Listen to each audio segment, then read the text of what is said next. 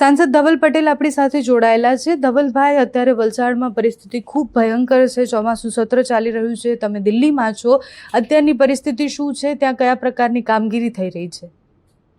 જી, પૂરા વલસાડ જિલ્લાની અંદર અતિ ભારે વરસાદ પડ્યો ને સાથે સાથે ઉપરવાસથી પણ વધારે વરસાદ પડ્યો. એના કારણે હમણાં હાલ વલસાડ જિલ્લામાં કપરી પરિસ્થિતિ બની છે. પૂરા રાતભર અમે બધું કોર્ડિનેશન કરીને કાલે અમારા તરફથી 5 થી 6 હજાર લોકોને અમે ફૂડ પેકેટ કરીને અમને જમાડ્યા છે અને જેટલા લોકોને રાતે સેફ સ્થળે ખસેડવાના હતા એ કામગીરી પણ કરી. પણ રાતમાં વધારે વરસાદ આવ્યો એના કારણે હમણાં પૂર જેવી સ્થિતિ છે. એટલે અમે ડિઝાસ્ટર મેનેજમેન્ટ સાથે સંકલનમાં રહીને અમે જેટલા લોકોને જ્યાં અલગ અલગ વિસ્તારમાં વલસાડ જિલ્લામાં વલસાડ, ઉમરગામ, પારડી, વાપીમાં અમે લોકોને રેસ્ક્યુ કરાવી રહ્યા છે. સાથે અમારા ભૂપેન્દ્ર પટેલ સાહેબ અને ઉપમુખ્યમંત્રી હર્ષભાઈ સાથે પણ વાતચીત થઈ છે. અમે એડિશનલ એનડીઆરએફ ટીમ ને એસડીઆરએફ ટીમની પણ માંગણી કરી છે. એ પણ અમારી રાજ્ય સરકાર મોકલી રહી છે અને સાથે સાથે હેલિકોપ્ટર પણ અમે માંગ્યા છે, જેના થકી જેમને પણ એરલિફ્ટ કરવાનો હોય એમને એરલિફ્ટ પણ થઈ શકે એવું અમે કરી રહ્યા છે.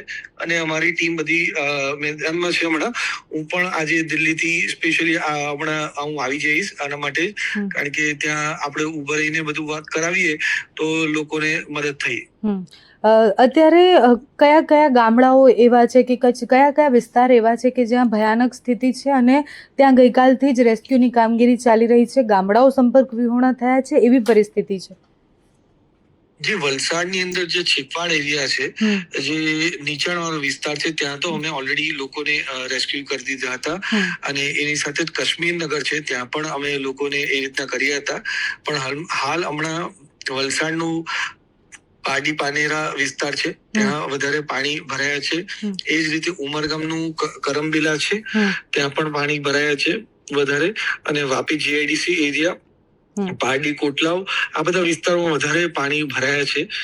એટલે ત્યાંથી આ બધા લોકોના જેમ જેમ અમને પર કોલ આવે છે, મારી પર કોલ આવે છે, ડિઝાસ્ટર મેનેજમેન્ટનો કોલ આવે છે, અમે જે તે ત્યાંની સ્થાનિક ટીમને ઇન્ફોર્મ કરીને લોકોને જલ્દી રેસ્ક્યુ કરાય એ રીતના પ્રયત્ન કરી રહ્યા છે. બેન, અત્યારે મેદાનમાં કેટલી ટીમો છે અને કયા પ્રકારનું રેસ્ક્યુ કામગીરી ત્યાં ચાલી રહી છે 24 કલાકમાં? જી, હમણાં પૂરું અમારું તંત્રની ટીમ, વલસાડ જિલ્લાની તંત્રની ટીમ, ફાયર બ્રિગેડની ટીમ અને એનડીઆરએફની ને એસડીઆરએફની ટીમ હમણાં મેદાનમાં છે. અને જેમ જેમ કોલ આવે છે તેમ તેમ અમે લોકોને પ્રાયોરિટી વાઇઝ અમે રેસ્ક્યુ કરી રહ્યા છે. અને પણ જે રીતની પરિસ્થિતિ છે, કારણ કે આ રીતના જે પૂર છે એ ઇતિહાસમાં વલસાડમાં પહેલી વાર આટલું ભયાનક પૂર આવ્યો છે.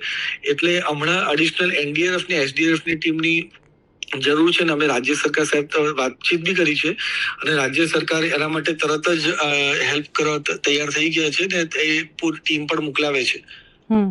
Okay, thank you so much ધવલભાઈ, તમે સમય આપ્યો એ બદલ.